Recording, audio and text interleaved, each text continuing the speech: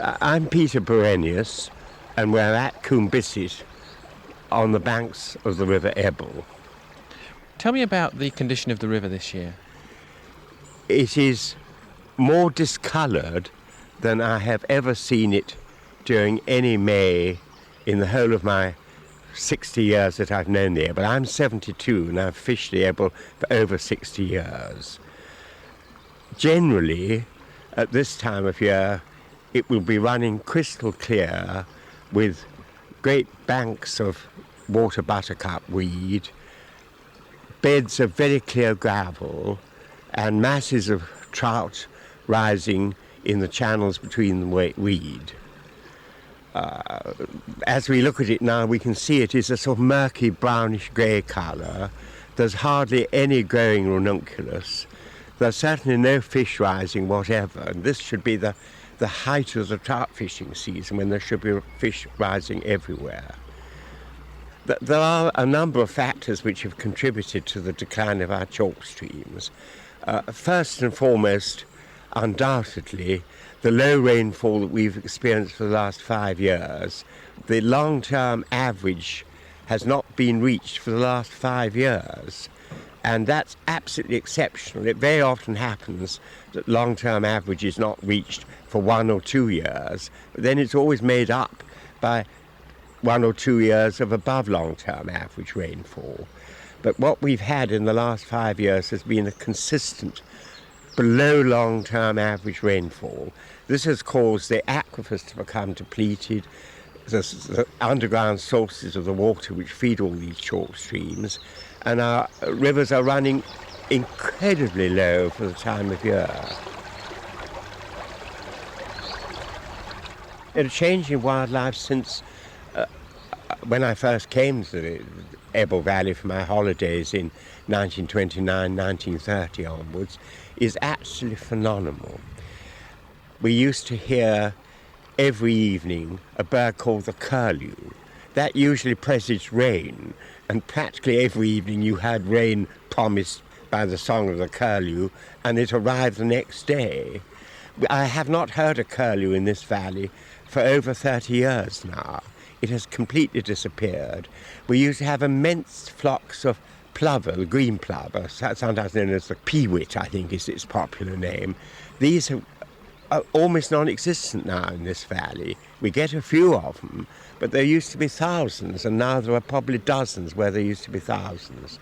Now, the reason for those changes is the change in agricultural use of the land. When I was a child, they used to have what they call hatches, little adjustable dams, every quarter of a mile all the way down the river.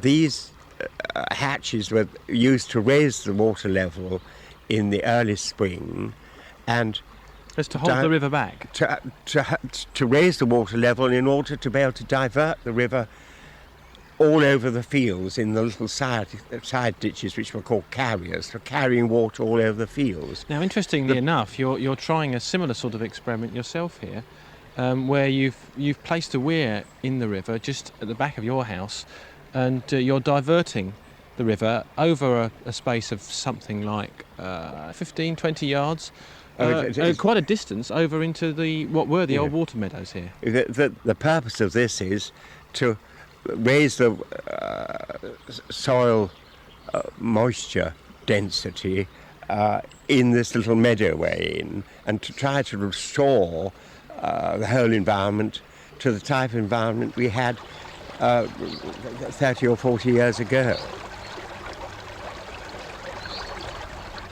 I remember some of these old Wiltshire characters that impressed me so much as a small boy. I was born in London, spent most of my life in towns, but every summer we came down here, and I was immensely impressed by the way the labourers used to talk about their experiences. I remember there was a man who did some gardening for my mother, and she complained to him, "You know, those blackbirds, they're doing an awful lot of harm, they're eating all our soft fruit up." And he replied, "Mum, in my opinion, it's two-legged birds that are taking them fruits." Of course, he meant thieves, so that was one of our favourite phrases. He was a great gossiper, that gardener, and I can still see him in my mind's eye leaning on his fork and saying, well, there's some people in the villages I shouldn't like to mention. For instance, there's old Mrs. So-and-so, and then up would come some scandalous piece of gossip. In fact, it always became a phrase in our family, some people as I shouldn't like to mention. He always mentioned them immediately after he said he wouldn't like to mention them. The Ebble Valley is famous for being a place where one lady who wanted to be alone lived for considerable periods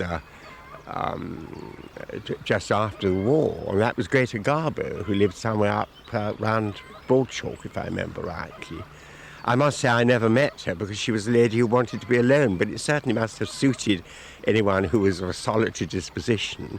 Particularly in those days, there was hardly anyone in the Ebble Valley apart from the local people.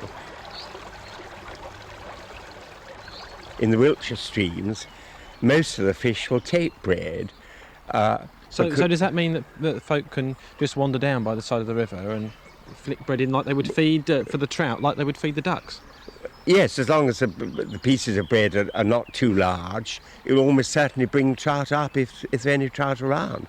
And most of the village boys know this perfectly well, actually, and get very unpopular with the fishermen as a result. Why is that unpopular with the fishermen? Surely it's nothing wrong with just feeding the trout. Oh, feeding them is all right, but when you feed them with a hook attached, it's a different story, isn't it?